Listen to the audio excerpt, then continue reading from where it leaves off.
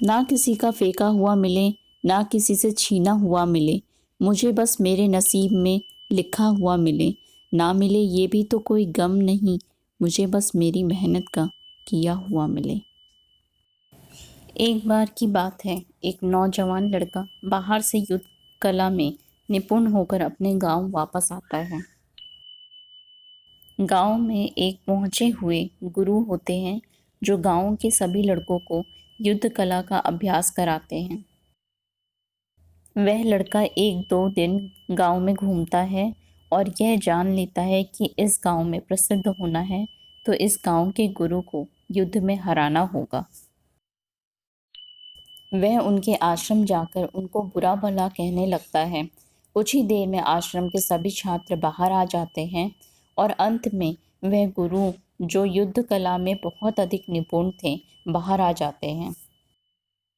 वह लड़का जैसे ही इन गुरु को देखता है तो अपशब्द कहने लगता है। कुछ देर तक लगातार यह सिलसिला ऐसे ही चलता रहता है। गुरु शांति और संयम से उसकी बातों को अनसुना करते जाते हैं।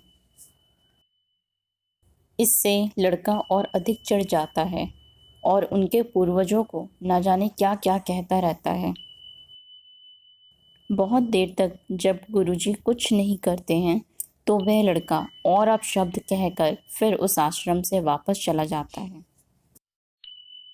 जब वह गुरु अंदर आते हैं तो आश्रम के सभी छात्र फिर कहने लगते हैं, आप इतने कायर कैसे हो सकते हैं? आप युद्ध की इतनी अच्छी कला जानते हैं और आप हमें भी युद्ध करना सिखा रहे हैं। अगर आपको उससे नहीं लड़ना था तो हमको आदेश देते, हम उसको तुरंत मजाक चखा देते, पर आप तो बहुत कायर निकले, हमें आपसे यह उम्मीद नहीं थी। गुरु पहले शांत रहते हैं और अंत में जब सब अपनी बात कह देते हैं और गुरु को दोषी ठहराते हैं तब वह शांत होकर अपने शिष्यों से कहते हैं, मुझे एक बात बताओ, अगर कोई तुमको कुछ देना चाहता है और अगर तुम उसको नहीं लेते तो फिर वह वस्तु कहाँ जाती? उनमें से एक बोला, फिर वह वस्तु उसी के पास रहती है जो हमें देना चाहता, क्योंकि हमने तो वह ली ही नहीं। गुरु मुस्कुराते हैं और कहते हैं, यही तो मैं तुम लोगों से कहना चाहता हूँ कि जब मैंने उसका अपमान, क्रोध और घृणा ली ही नहीं तो वह उसके पास ही रह गई ना। आज का ज्ञान तुम लोगों के लिए यही है कि बेवजह अपनी शक्ति का प्रदर्शन ना करें।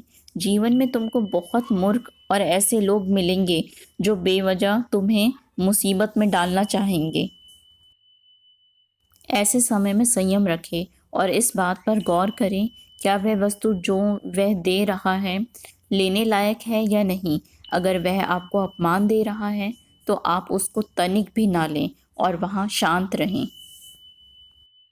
शिष्यों को गुरु की बात सुनकर अपनी गलती का एहसास होता है और सब गुरु से माफ़ी मांगते हैं। शिक्षा, हमें इस कहानी से यह शिक्षा मिलती है कि हमें बेवजह अपनी शक्ति का परीक्षण नहीं करना चाहिए और सामने वाले व्यक्ति की भावनाओं को समझकर व्यवहार करना चाहिए।